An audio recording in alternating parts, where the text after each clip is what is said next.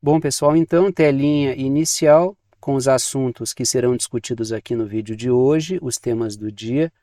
6 temas no total, 2 deles em vermelho, porque são os temas em destaque. Os temas em destaque são os assuntos que aparecem no título e na capinha do vídeo. E aqui embaixo, um recado que é sempre importante. A minutagem permite que você selecione na linha do tempo o tema que quer assistir, de forma que vocês podem assistir ao vídeo inteiro ou apenas aqueles assuntos que forem do interesse de vocês. E sem mais delongas, a gente parte para o primeiro tema, que é o seguinte. Lá na parte superior da tela, dentro daquela caixinha preta, eu coloco o seguinte título: a OTAN quer isolar, ou a OTAN continua tentando isolar, a China e a Rússia. Eu trouxe aqui matérias falando sobre o caso da Rússia e sobre o caso da China.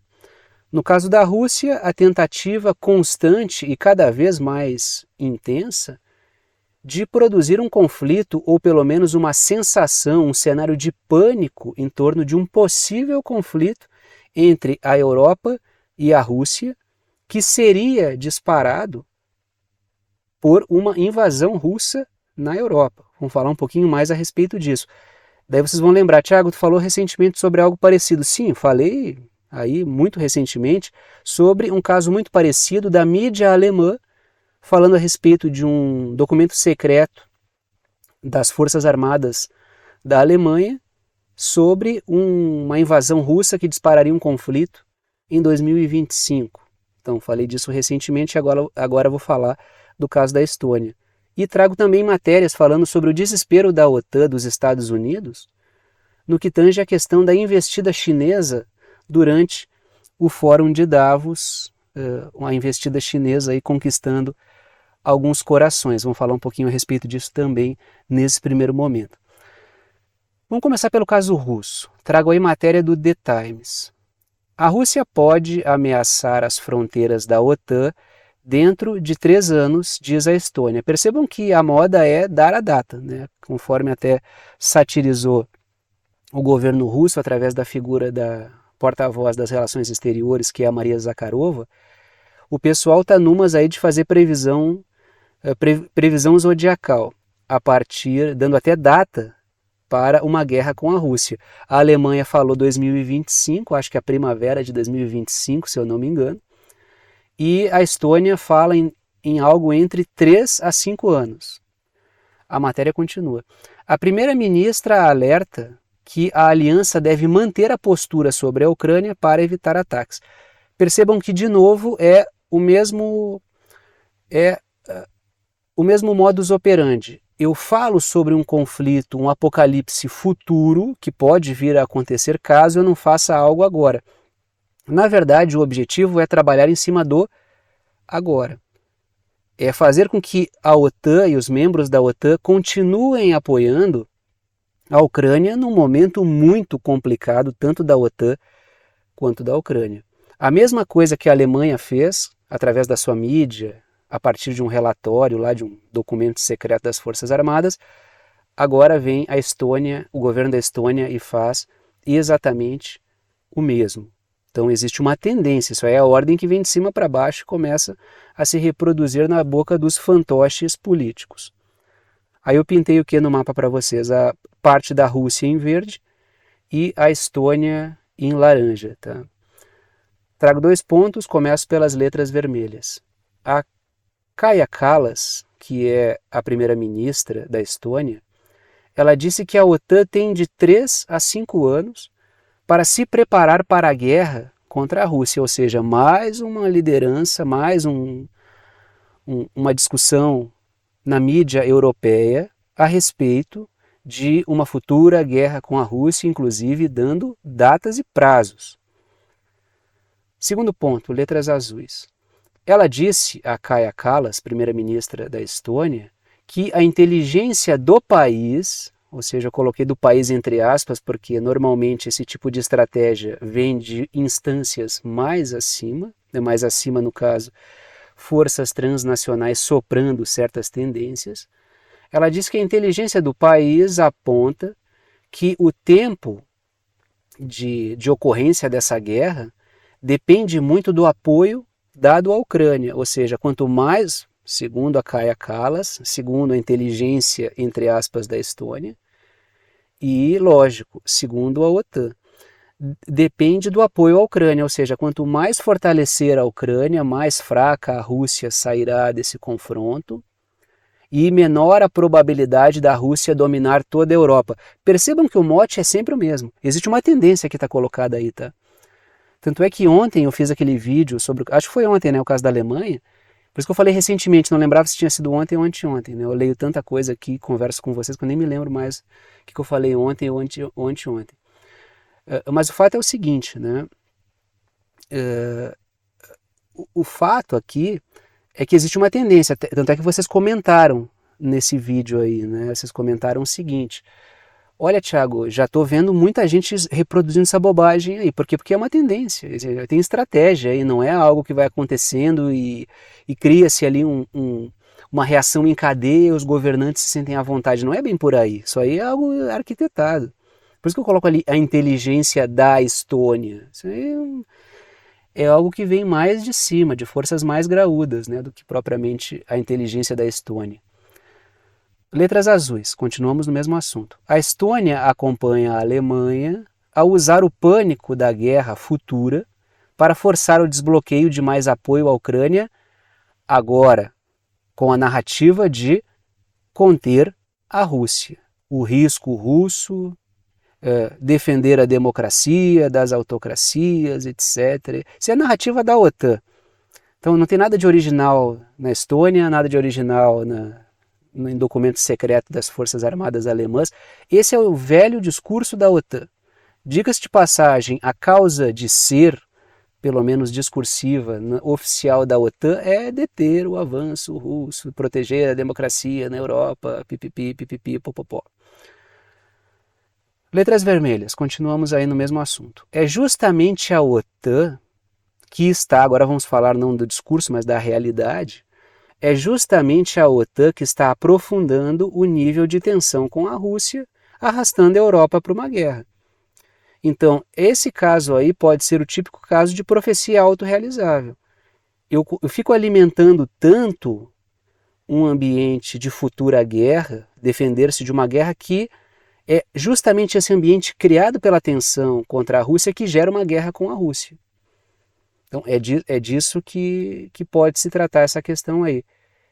Claro, pensando de maneira assim momentânea e presentista, o grande objetivo dessa manobra é conseguir forçar os países europeus a ampliarem o seu apoio à Ucrânia, porque, lógico, é muito provável que os Estados Unidos não continuem apoiando a Ucrânia e joguem a bomba para a Europa. Vão jogar aí, passar o bastão para a Europa. Eu não acreditava muito que isso ia acontecer, mas estão produzindo um cenário que possa justificar isso aí. Eu ainda acho muito difícil de discutir com a sociedade europeia essa questão, mas estão produzindo um certo cenário de pânico. Eu não sei se isso era mentira, não conferi o nível de veracidade desses vídeos e informações, mas ontem estava circulando na rede, nos trend topics lá, vídeos de armamentos e mais armamentos da OTAN indo para vários países ali, membros da OTAN, mais a leste. Não sei se isso é uma propaganda, uma disseminação de um cenário de pânico, mas eu vi algumas informações sobre isso. Até não... A hora que eu vi esses vídeos circulando foi um pouquinho antes de entrar para gravar esse vídeo aqui, então eu não consegui confirmar a veracidade. Só sei que nos trend topics estava OTAN e me chamou a atenção, porque não é muito comum, muito embora, né, a gente veja coisas de propaganda da OTAN, a OTAN assim mencionada nominalmente não é muito comum. Aí eu fui olhar do que se tratava e eu vi que tinha ali vários vídeos desse tipo circulando, então não sei qual é o nível de veracidade, mas existe um certo ambiente sendo construído aí. Agora trago uma matéria do Financial Times, continuamos no tema Rússia, tá? A gente já parte para a China daqui a pouco. Por que razão o verdadeiro apoio da União Europeia à Ucrânia está a ser avaliado? Ou seja, estão fazendo aí uma auditoria para ver que países apoiaram mais e que países estão fazendo corpo mole na hora de apoiar a Ucrânia, ou seja, estão fazendo aí uma chamada nominal, assim, ó, vamos ver aqui, a Hungria, e aí, vamos ajudar mais ou não? A Hungria é meio complicado de cobrar ela, né? Ela é meio que a ovelha negra da família. Agora, estão fazendo aí uma chamada nominal e um constrangimento para ver quem é que pode, quem não pode e por que não apoiou suficientemente a Ucrânia. Sinal de que, quando tem que obrigar e ficar fazendo essas ferramentas ultra duras aí, é porque o projeto não vai muito bem, ele não tem uma adesão voluntária. Letras verdes ali. A União Europeia está auditando os seus países membros para ver quem reduziu seu apoio à Ucrânia, porque muita gente entrou naquele trenzinho puxado pela Polônia. Lembra que a Polônia começou, eu não vou apoiar mais. Aí foi todo mundo junto com a Polônia naquilo ali.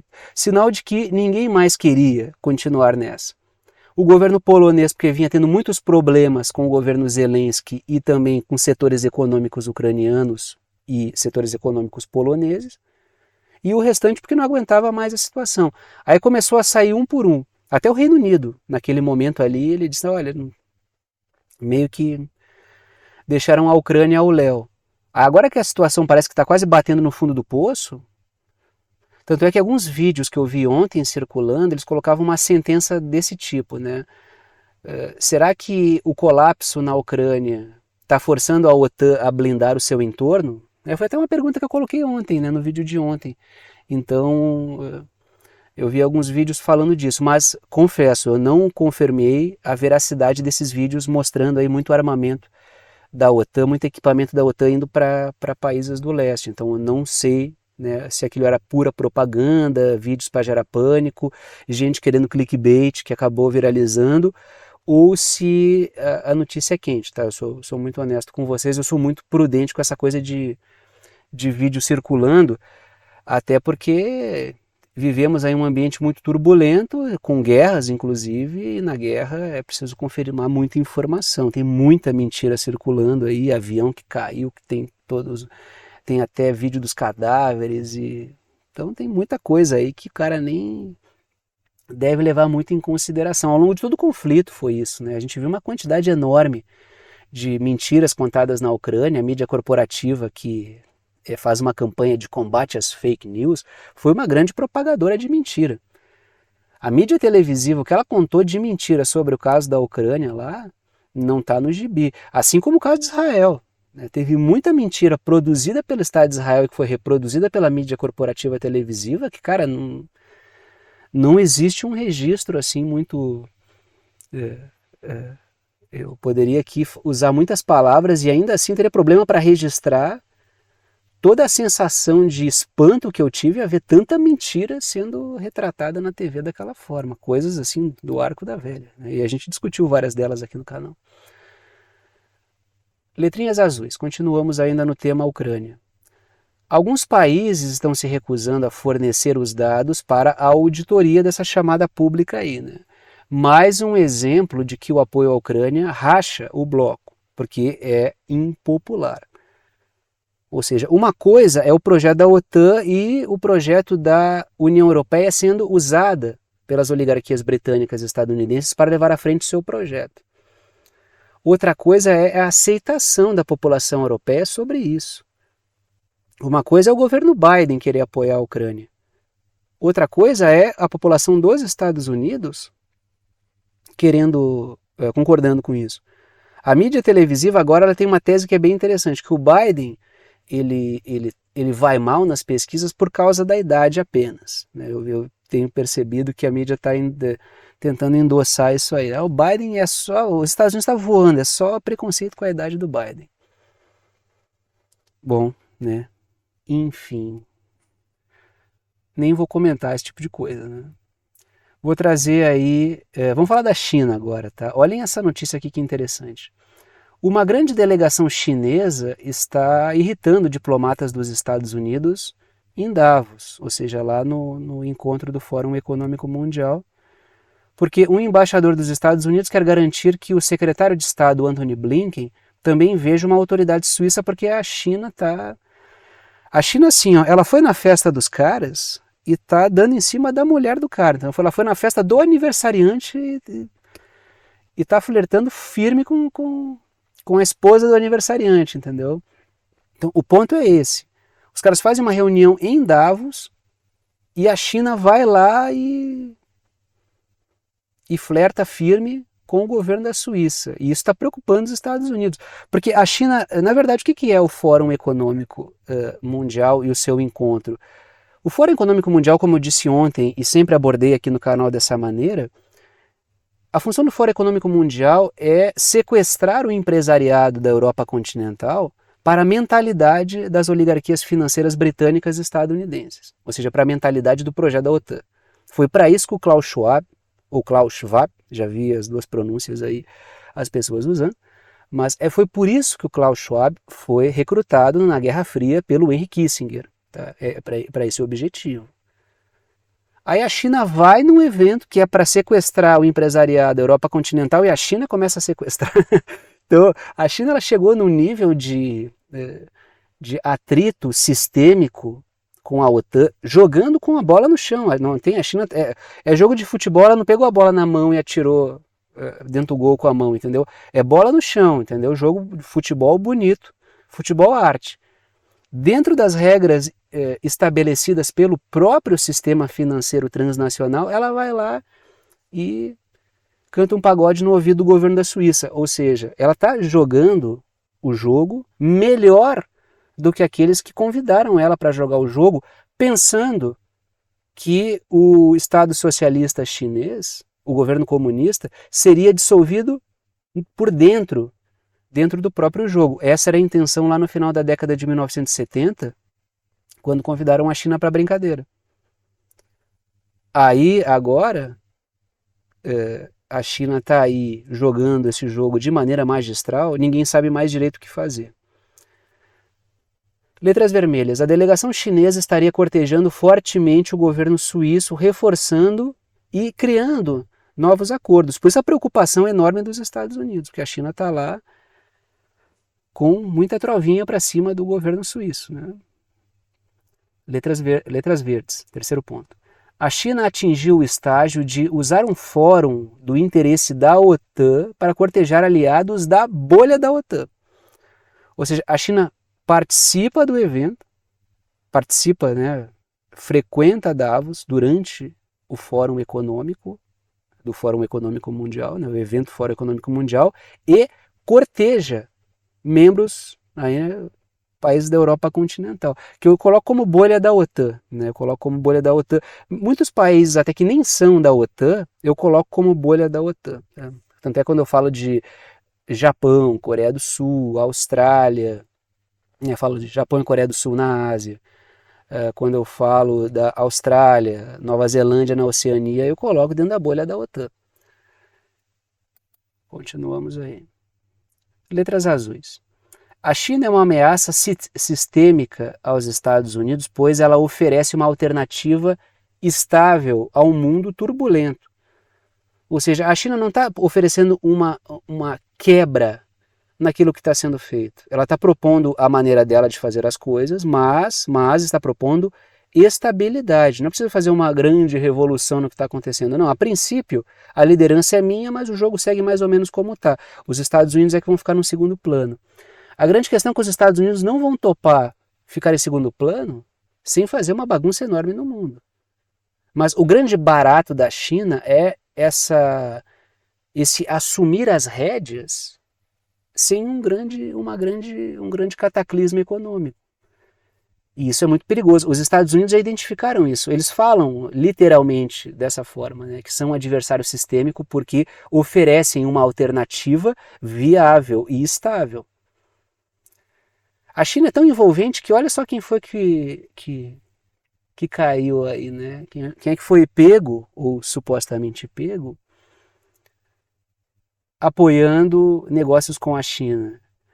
A Liz Truss, a ex-primeira-ministra a jato do Reino Unido, que ficou 6 semanas no cargo, acho até que foi a primeira-ministra que ficou menos tempo no cargo, né? Posso estar enganado. A Liz Truss pressionou secretamente os ministros para acelerar as exportações de defesa para a China. A matéria continua. Correspondência privada do ex-primeiro-ministro, da ex-primeira-ministra, né, do Reino Unido, revelado em documentos obtidos pelo portal político. Claro, tem gente jogando merda no ventilador para tirar a Liz Truss de circulação, isso certamente tem. Mas, quando tem essas brigas intestinas aí, no mundo da OTAN, convém perceber assim, ó, tá todo mundo se xingando e é provável que todos estejam falando a verdade. Então significa que publicamente a Liz Truss era uma leoa pró-OTAN e por baixo dos panos ela estava ganhando dinheiro dos dois lados. Trago aí a seguinte matéria, letrinhas vermelhas. Seguinte matéria não, segundo ponto, letrinhas vermelhas. Publicamente a Liz Truss apresentava-se como uma feroz defensora da expansão da OTAN para a Ásia, inclusive falando sobre uma OTAN global. Aí a pergunta que eu coloco é, querer ganhar nas duas pontas? Porque amplia a OTAN para a Ásia, mais armas, mais venda de armas, e enquanto isso também arma a China. A Liz Truss, ela, nessa correspondência, ela alega que se o Reino Unido não fizesse essa transação, a China daria um jeito de ela própria desenvolver aquele armamento, e ela justificava dessa maneira aí, né? Então é melhor que eles comprem as nossas do que eles desenvolvam as próprias. Mas igual é muito polêmico isso aqui, né? Isso aqui é muito polêmico. Letrinhas verdes. E é importante, isso aqui é uma reflexão geral. Políticos vulgares sempre são políticos de estimação de certos grupos, nunca servidores do povo. Então eles sempre atuam a Liz Truss é britânica, mas ela não vai trabalhar para o interesse do povo britânico. Ela vai trabalhar para o interesse X, Y, Z, de empresas que bancam, de setores que apoiam. Isso vale para o Reino Unido, vale para os Estados Unidos, vale para a Alemanha, vale para o Brasil, vale para a Argentina. Políticos vulgares, como boa parte dos políticos são, eles são políticos de setores específicos. Eles trabalham para setores específicos. Eles só podiam botar um broche, assim, que ficaria mais honesto, né? Um broche da empresa X ou Y, né? Da associação X ou Y, dos interesses e tal. Então, são sempre representantes de certos setores empresariais. O pobre do povo no geral, quando eu falo povo no geral, eu falo das classes médias e trabalhadoras, dos setores produtivos, que são subrepresentados, ou quando não representados, né? Então, para esse aí nunca tem... O povo deveria ter seus políticos de estimação, mas infelizmente são tão poucos, né, que têm a estima do povo, né? Até porque não representam o povo. E aí vamos para outro fronte, né? Agora a gente... Bom, se bem que agora está falando de China, de Rússia, né? Não estava só na Ucrânia. Mas vamos falar do fronte no Oriente Médio, né? O fronte que vai se desenvolvendo cada vez mais, e o Irã, como o pessoal diz aí, botou o pau na mesa, né? E o Irã falou que responderia. Diz que vai responder de maneira inteligente no seu tempo. E fez. Isso aí já deu um alarde enorme aí, né? Trago o seguinte título: o Irã dá resposta a Israel e aos Estados Unidos. É o título que eu trago, e a matéria é a seguinte, da Associated Press, mídia corporativa, que é para os algoritmos aí amarem a gente. O Irã ataca alvos no norte do Iraque e na Síria à medida que as tensões regionais aumentam. Eu vi muita especulação sobre isso. Muita especulação. Quando acontece um fato como esse, vai ter todo tipo de notícia. E vai todo tipo de alegação, das mais estapafúrdias até aquelas mais consistentes. Convém sempre assim, ó, acompanhar essas primeiras informações que aparecem, mas esperar um pouco mais para as falas oficiais, tá? Porque daí a coisa vai ganhando um pouco mais de robustez e a gente vai conseguindo discernir o que na verdade aconteceu ali.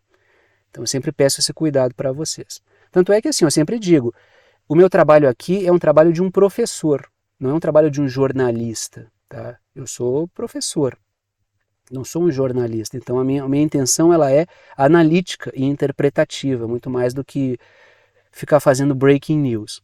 Mas eu percebo que muito breaking news é muito mentiroso, tá? Tanto é que tem aquela campanha anti-fake news, eu tô quase numa campanha anti-breaking news mentirosa, porque tem muita breaking news assim, tem gente que vive, né, que é os senhores breaking news que vivem de urgente, atenção, e boa parte dessas, muita abobrinha, assim, né? Muita abobrinha, muita coisa que, né, até o relógio parado acerta 2 vezes ao dia, mas muita bobagem, muita asneira, entendeu? Isso faz com que as pessoas percam tempo, elas aprendam errado para depois desaprender e ter que procurar o certo. Isso na melhor das hipóteses. Na pior, elas continuam achando que o errado está certo. O que aconteceu realmente ali e o que se sabe até o momento sobre isso, né? Inclusive com versão oficial. Primeira coisa, coloquei ali o Irã pintado de laranja, Israel pintado de amarelo, que são os grandes adversários regionais, e aquele corredor ali no meio, com Síria e Iraque pintados de verde, que foi onde aconteceram os ataques do Irã. Essa zona aí entre o Irã e Israel é muito importante mesmo. Tá? Letras vermelhas. Um dos alvos, então, assim, ó, foi um ataque na Síria e um ataque no Iraque. Quais eram os alvos desses ataques? Os alvos eram pontos ligados ao ISIS, grupo terrorista, e ao Mossad, a espionagem e inteligência de Israel. Fim, tá? É o que se sabe até o momento. O Irã atacou pontualmente o Mossad e atacou pontualmente, com vários ataques, mas atacou o ISIS. É o que se sabe até o momento e é o que o Irã aí já disse que fez, né? Agora vamos lá, letras vermelhas. Um dos alvos foi o QG de espionagem do Mossad, estamos falando da inteligência israelense, que fica no Kurdistão iraquiano. Então o ataque no Iraque foi ao QG de espionagem do Mossad. Foi isso. Letras azuis. Israel matou, agora vamos falar do caso de... esse ponto, né, não ficou muito claro. Tá? Eu pelo menos não vi o Irã dizendo que foi uma resposta a isso, mas ao meu ver, e boa parte dos textos mais maduros que estavam na rede, apontavam para isso aí. Israel matou na Síria um comandante iraniano, vocês devem lembrar isso que aconteceu alguns dias atrás, que dava suporte a grupos regionais. Naquele momento ali, vários senhores breaking news, arautos do apocalipse da rede falaram em guerra, Irã e contra Israel. O Irã pode começar a qualquer momento uma guerra, que é aquela bobajada que o pessoal gosta de fazer, né? Toda aquela fumaceira, até para ter visualização, ter sobrevivência na rede. Não é a linha que eu prefiro, né? Eu prefiro uma linha um pouco mais ponderada e que desperte menos ansiedade nas pessoas. Mas o fato é que naquele momento falou sobre uma guerra. O que a gente discutiu naquele momento? Que o Irã daria uma resposta no seu tempo inteligente, como foi o que o governo falou, e responderia na mesma moeda. E para mim, se isso foi realmente uma resposta, porque até onde eu vi o governo iraniano não disse que foi uma resposta a isso, foi uma resposta bem dada. Porque atacou nos mesmos termos. Vocês atacam a gente matando um comandante que está atuando junto a grupos que atuam na região, dando suporte, eu ataco com vocês em mais ou menos, ataco vocês no Iraque, um ataque foi na Síria, mas eu respondo no Iraque, atacando também centros de inteligência de vocês. Então é um ataque na mesma moeda, que foi o que a gente conversou. A resposta viria, se é que foi uma resposta, mas me parece que foi, viria na mesma moeda, e veio. Porque seria desproporcional, foi o que eu falei naquele momento. Israel mata um comandante iraniano, importante, mas um comandante iraniano atuando na Síria, e o Irã dispara um ataque contra Israel direto? Não, acho que seria desproporcional. O Irã responderia na mesma moeda. É assim que funciona a questão, entendeu? Então me parece bem claro isso até o momento. Agora o outro alvo. O outro alvo foram pontos onde se localizavam forças do ISIS, grupo terrorista, na Síria. Que, lógico, isso foi uma resposta aos ataques promovidos no Irã durante uma homenagem ao general Soleimani. Então, vocês lembram que teve um ataque no Irã, que matou ali por volta de 100 pessoas, a gente discutiu aqui no canal, e o Irã também disse, a resposta será dura, e houve um ataque aí pesado do Irã que deixou todo mundo bem alerta. Letrinhas vermelhas. No Iraque, o ataque ocorreu perto do consulado dos Estados Unidos, o que gerou até várias discussões que teria sido um ataque contra o consulado dos Estados Unidos que errou, mas não foi isso aí, né? O ataque acertou e acertou em cheio. Se vocês olharem as imagens, vocês vão ver que o alvo foi devidamente destruído. O que elevou a atenção com os Estados Unidos, mas muito mais na questão de burburinho de rede, do que propriamente dos Estados Unidos não saberem do que se tratava, tá? Aí continuamos nessa tensão, né? Nessa tensão regional.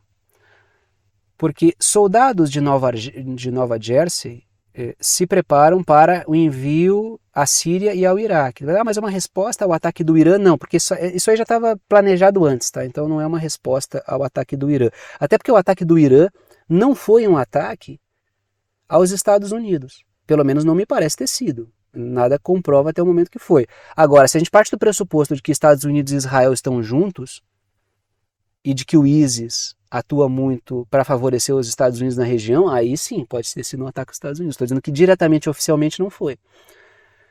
Letrinhas verdes. Os Estados Unidos podem querer reforçar posições após o aumento dos ataques às suas bases no Iraque e na Síria. Por que eu digo pode? Porque não foi isso que foi oficialmente dito. Então eu sempre coloco na perspectiva da nossa discussão. Uma coisa é o que o governo diz oficialmente, outra coisa é o que a gente pondera que seja dentro do plano das ações. Então, os Estados Unidos podem ter destacado esses soldados aí para reforçar posições após o aumento dos ataques às suas bases no Iraque e na Síria, que foram mais de 130 ataques depois do 7 de outubro. Ataques em retaliação ao fato dos Estados Unidos estarem apoiando Israel na empreitada. Pode ser para repor pessoal, pode ser para substituição de pessoal, pode ser para aumentar o contingente, isso não ficou muito claro também em tudo que foi publicado. Letrinhas azuis. Os Estados Unidos justificaram o envio de mais gente como reforço para combater o ISIS na região. Só que tem uma questão, o governo iraquiano tem solicitado a saída das tropas dos Estados Unidos do país. Por quê? Porque os Estados Unidos estão, na verdade, atacando grupos que lutam contra o ISIS na região. Grupos iraquianos e grupos sírios. Ou seja, os Estados Unidos estão ajudando o ISIS com os ataques que estão promovendo. O grande adversário do ISIS na região é o Irã e os grupos que ele apoia. Não são os Estados Unidos. O ISIS serve como uma grande justificativa para a presença dos Estados Unidos na região para se intrometer no cenário político e de segurança. Já que estamos falando de Estados Unidos, continuamos aí na região. Matéria do The Times of Israel. A CIA disse ter estabelecido uma força-tarefa para localizar os principais líderes do Hamas e os reféns israelenses. Mais uma ajuda dos Estados Unidos a Israel. Tanto é que nunca convém assim, Estados Unidos está ao lado de Israel. Isso aí já é uma obviedade. Tanto é que a gente nunca sabe onde começam os Estados Unidos e onde termina Israel e vice-versa. E pode colocar os britânicos aí no meio também. Então é uma almôndega anglo-yankee sionista, né? Eu uso sempre anglo-yankee, né? Mas essa almôndega que envolve Estados Unidos, Reino Unido e Israel, os interesses financeiros aí é uma coisa que ela é muito indiscernível, assim, né? Letrinhas vermelhas. Além da CIA estar, obviamente, ajudando Israel, os Estados Unidos também fornecem armamentos e munições para Israel bombardear a faixa de Gaza. E letrinhas verdes. Os Estados Unidos também têm dado guarida regional contra grupos que estão apoiando palestinos. De forma que é uma guerra, é um conflito, se virar uma guerra, porque até o momento é um grande massacre, é uma situação tensa e um confronto entre Estados Unidos, Israel e Reino Unido, mais visivelmente contra forças regionais. Então, desse modo, a gente pode dizer que se Israel é atacado pelo Irã, de certa forma, os Estados Unidos são atacados pelo Irã, mas não oficialmente, né? Naqueles casos que a gente viu hoje aí. Aí a Turquia, ela propõe um boicote a Davos, né? E é bem interessante essa fala do governo turco.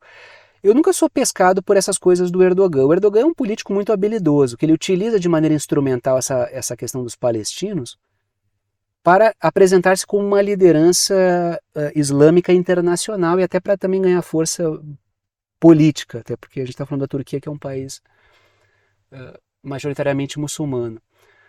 Só que assim, não é porque o Erdogan faz um jogo político que ele realmente não oferece uma certa pressão. Claro, quando a gente vê o Erdogan falando com a população turca, parece que ele está convocando o povo para invadir Israel no dia de amanhã. Quando na verdade ele vai fazer muito mais um jogo político eleitoral e uma grande propaganda de si mesmo e do seu governo do que propriamente uma ação prática. Mas isso também não transforma o Erdogan num grande hipócrita, porque não é bem por aí. Tá? Eu não sou. O Erdogan é uma figura ensaboada, e quem acompanha o canal sabe que eu sempre abordei ele nesses termos. Porque tem certas linhas que defendem, e eu já vi muita notícia que isso para mim é um misto de assim, ó, se o cara não sabe, ele está errando feio. Se o cara sabe o que está falando, ele está sendo desonesto intelectualmente. Que coloca uma espécie de frente Israel e Turquia contra as forças regionais. E isso é uma grande mentira ou um grande erro. Depende do nível de honestidade. Mas de uma maneira ou de outra, não convém muito ficar acreditando em quem fala isso, porque se o cara é desonesto ou se o cara erra tanto, sem saber, ele não é uma figura a ser seguida.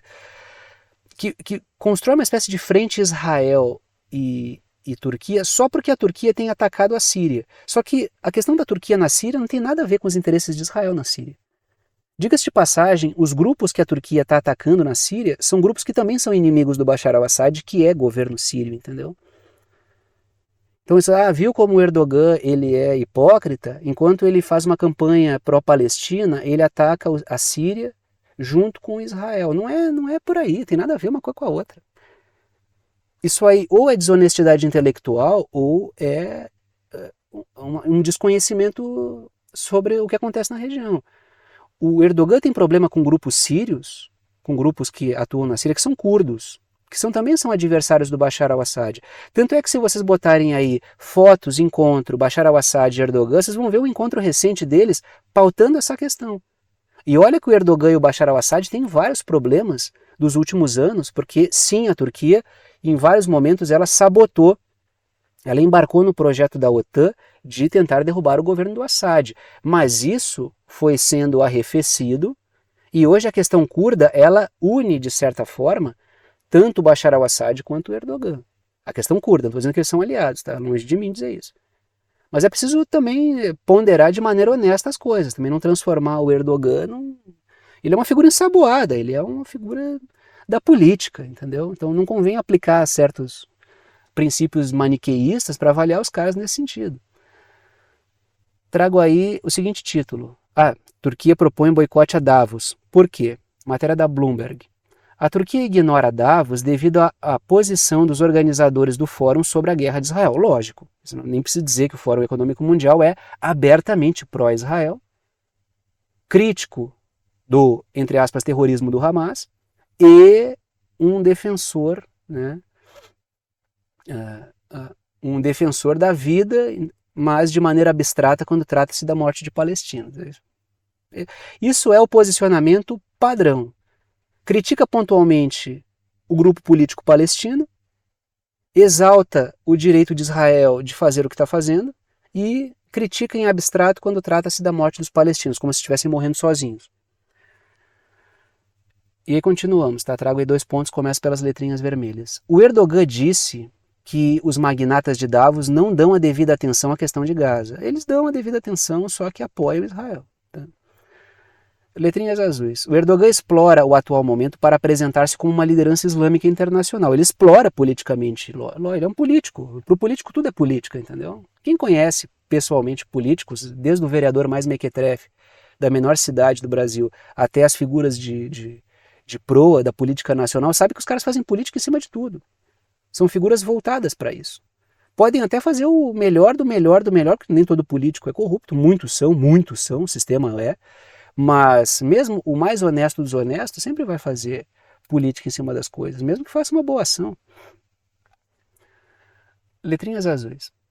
O líder do Fórum Econômico Mundial irá participar de uma conversa descontraída com o presidente de Israel, que é o Yitzhak Herzog, que é o presidente, o primeiro-ministro é o Netanyahu. O Klaus Schwab, que é o líder do Fórum Econômico Mundial, ele condena o Hamas pelo ataque, ele apoia o direito de Israel de defender-se e critica de maneira abstrata a morte de palestinos como se estivessem morrendo sozinhos. Letrinhas vermelhas. Por isso que a decisão turca de não comparecer, né? Dias atrás, a Turquia prendeu 30 suspeitos de espionagem para o Mossad no país. Ou seja, existem atritos da Turquia com Israel. Não é um teatro. Eu não gosto muito assim. Existe teatro político, mas eu acho que o pessoal está abusando muito disso. Eu vou ser bem sincero com vocês. Eu vejo vários comentários, às vezes, assim, que eu até assim, acho, legal essa reflexão, mas não abusa dessa coisa do teatro, achando que tudo no mundo é um teatro. Isso aí cansa o método, entendeu? Isso banaliza, vulgariza essa forma de avaliação das coisas, que tudo é um teatro, tudo é bolado, porque tudo já está pré-determinado nas estrelas. Tomem cuidado, porque a função dessa ideia de que tudo é teatro é gerar imobilismo político. E também é fruto de um problema cognitivo de avaliação analítica das coisas que se olha. Quando o cara não enxerga nuances na realidade, ele começa a esposar essas teses de que tudo já está pré-determinado, de que tudo é um teatro. Até porque na cabecinha criativa de quem se alimentou por anos de Hollywood e da indústria cultural, tudo parece uma grande trama, né? Então é preciso tomar um pouco de cuidado, né? Vamos continuar nesse tema e falar sobre o caso da África do Sul aí, né, e do processo que continua correndo. O caso de genocídio que a África do Sul está defendendo contra Israel, acusando Israel de genocídio contra os palestinos, tem o apoio global, segundo o ministro das Finanças da África do Sul. Ele andou dizendo isso recentemente. E, claro, muitos países do mundo estão apoiando. Felizmente, o Brasil está entre eles. Tá? O Brasil está entre esses países que apoiam. Felizmente. Quando tem coisa errada, eu falo. E quando dá uma bola dentro, eu também falo. Né?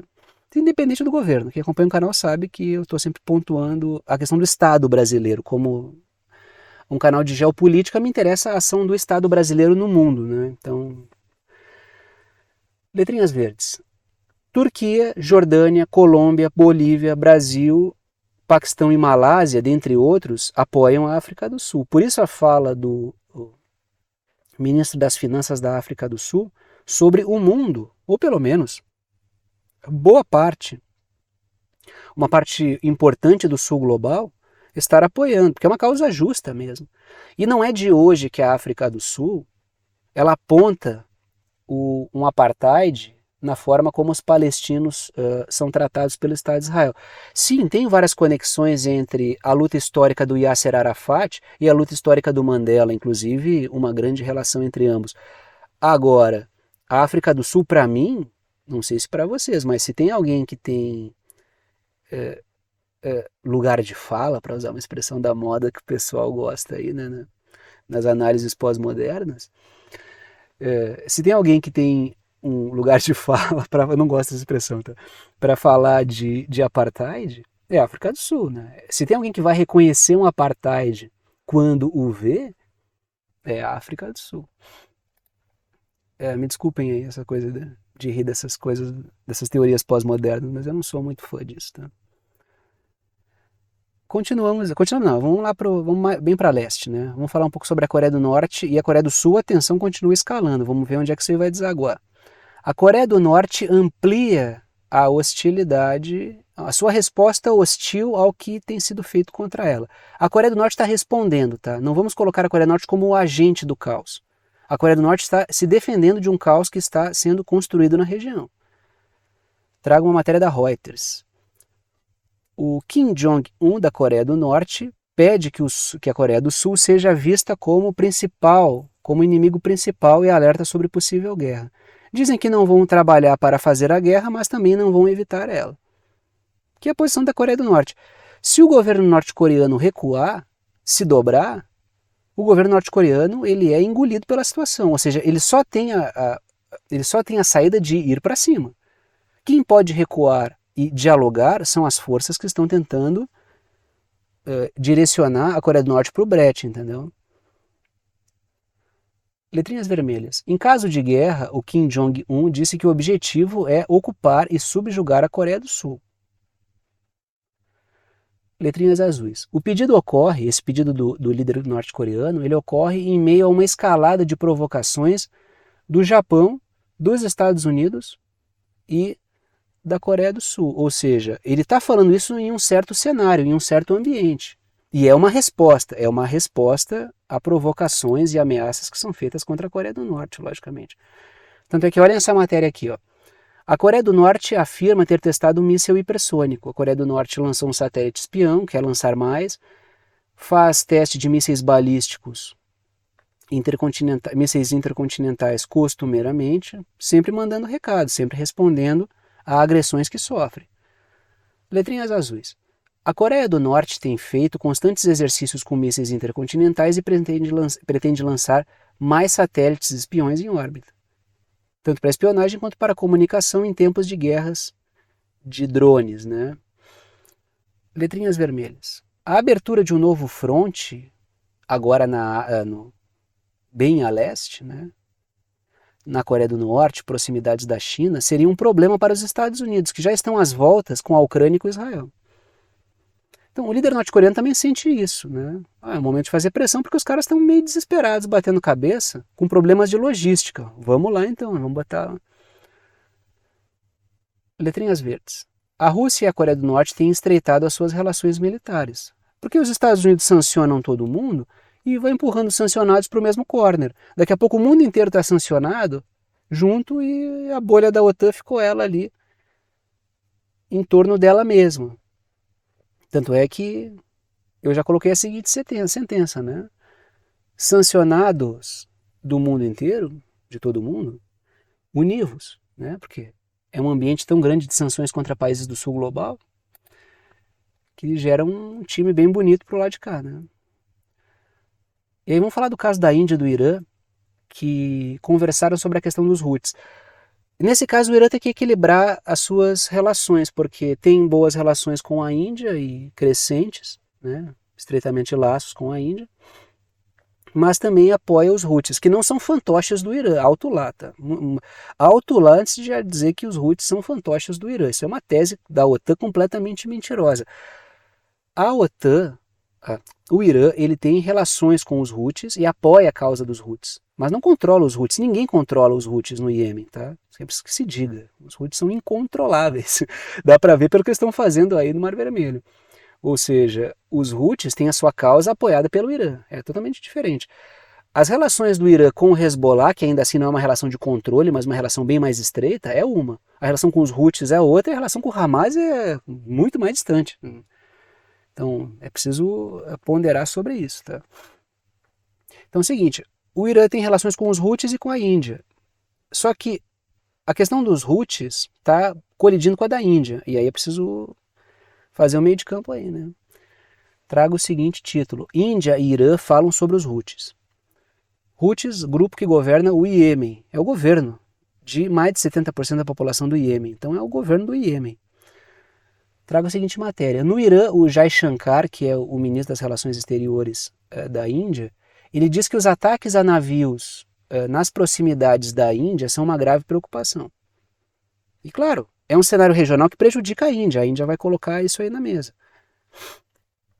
A coisa é amplificada porque o governo do Narendra Modi na Índia, ele é um governo que usa uma estética religiosa hindu, tá?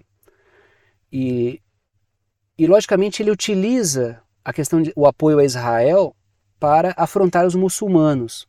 E isso amplifica essa fala do Jai Shankar como uma fala crítica contra a causa Houthi em apoio a Israel. A coisa é um pouco mais tortuosa do que isso. Tá? Letrinhas vermelhas. Os ataques dos Houthis contra alguns navios podem prejudicar os negócios da Índia. E podem mesmo. Tá? Já vamos trazer alguns números aqui sobre isso. Letrinhas azuis. O Irã busca equilibrar suas boas relações com os Houthis e suas parcerias com a Índia, que ambas são importantes. Letras azuis ali. 80% do comércio da Índia com a Europa passa pelo Mar Vermelho, que é uma rota para pelo canal de Suez ali, né?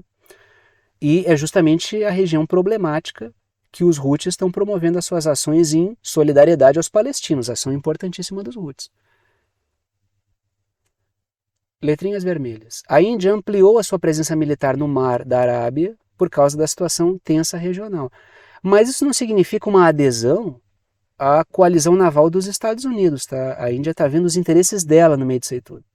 Tem nada a ver. É possível que o Irã, como promotor de meio de campo, ele vá conversar com os Houthis sobre a questão de um filtro a respeito dos ataques dos Houthis. O que está acontecendo, o que tem acontecido, né? Os Houthis têm tentado filtrar e focar os ataques em Israel e agora que os Estados Unidos e o Reino Unido atacaram, no Reino Unido e Estados Unidos, deixando de fora aí outras embarcações.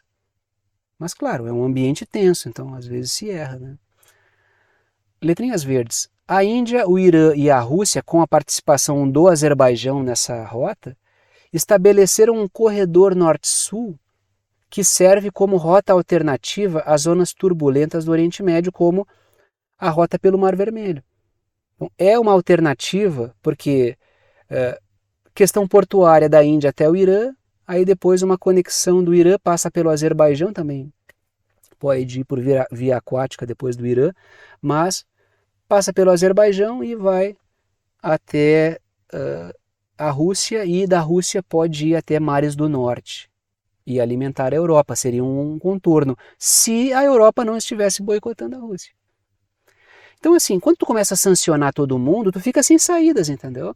Porque tu quer apoiar ataque de Israel na faixa de Gaza, que gera ataque dos Houthis no Mar Vermelho, ou seja, complica o Mar Vermelho e o Canal de Suez. Tá, então vamos fazer uma alternativa aqui, contornando pela Índia, Irã, Rússia e mares do norte até a Europa. Ah, não dá porque eu sancionei a Rússia. Então parem de sancionar todo mundo, né?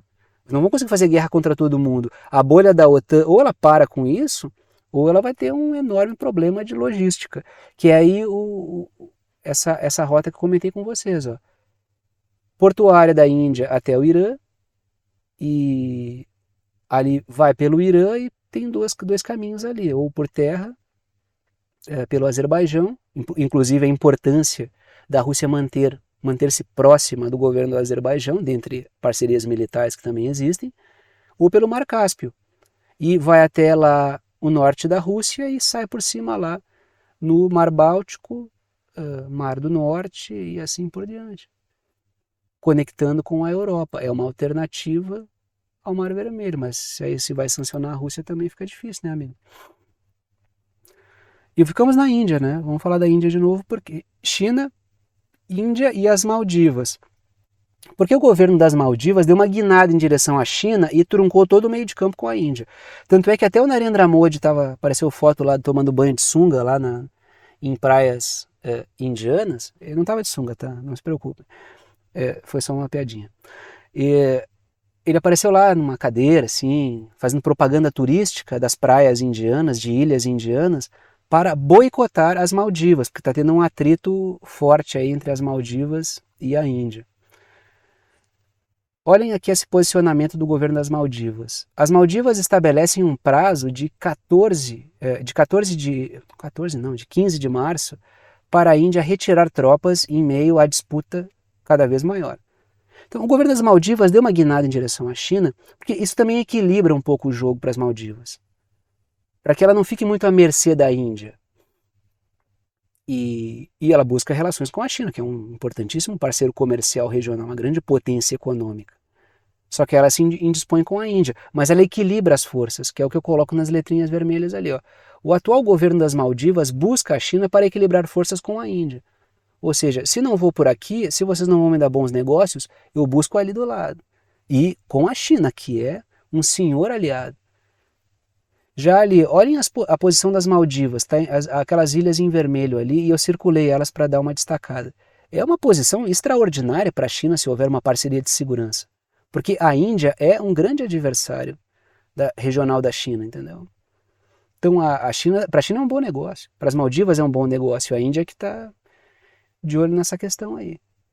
Letrinhas azuis. As ilhas das Maldivas, representam uma posição estratégica para a China contra a Índia. Índia que flerta com a OTAN. Então daqui a pouco as Maldivas estão suscetíveis à Índia e começam a ter operações navais da OTAN ali nas Maldivas. Aí para a China também não é um bom negócio. Então a China consegue colocar ali, buscar um parceiro numa posição estratégica. E aí chegamos ao momento final do vídeo, que é o momento de passar o chapéu, pedir o apoio financeiro para aqueles que gostam do canal, que querem apoiar e podem apoiar o canal, que veem que o canal é importante para a formação da sua compreensão sobre temas internacionais. Apenas, quem acompanha o canal sabe que apenas os anúncios que aparecem ao longo do vídeo, as propagandas que aparecem ao longo do vídeo, não garantem a existência do canal. Se eu fosse depender apenas das propagandas que aparecem durante o vídeo, ficaria complicado manter esse canal com o nível de dedicação que ele exige, análise de segunda a sexta-feira, com essa quantidade de discussões. O que mantém efetivamente o canal são os apoios dados por alguns de vocês, apoios pelos quais eu sou imensamente grato pela confiança no trabalho. 3 formas de apoiar o canal, as 3 não estão em ordem de importância, as 3 são bem-vindas. Cada uma delas vocês apoiam, escolham uma, né? Tiago, eu quero apoiar de 2 formas, posso? Pô, fico mais grato ainda, mas eu coloco 3 aí para que tu opte por uma, aquela que for mais prática para ti. Em cada uma delas, vocês podem apoiar com o valor que vocês quiserem, uma ajuda solidária, ajuda quem pode, ajuda quem quer e ajuda com quanto quiser. Primeira forma de apoio por boleto bancário ou cartão de crédito, pela plataforma Apoia-se, que é uma plataforma de apoio virtual, está aí o endereço, o site, o link do Apoia-se. Segunda forma de apoio é pelo Pix, está aí a chave Pix, que é uma chave de e-mail. Tem gente que coloca o número do celular como chave Pix, número do CPF como chave Pix, número do CNPJ como chave Pix. Eu coloco um e-mail. Se vocês digitarem, escreverem lá na chave Pix, pixverdadeconcreta@gmail.com, vai aparecer o meu nome, que é Thiago, e vocês podem fazer a doação no valor que vocês quiserem. Última forma de apoio que aparece aí é pelo botão Seja Membro, que fica embaixo do vídeo, apoia aqui pelo YouTube, tem várias faixas de valor, vocês optam ali por aquela que for melhor para vocês. E repito, as 3 formas são bem-vindas, repito também, agradeço aos que apoiam pela confiança no trabalho, vou parando por aqui e tchau para vocês.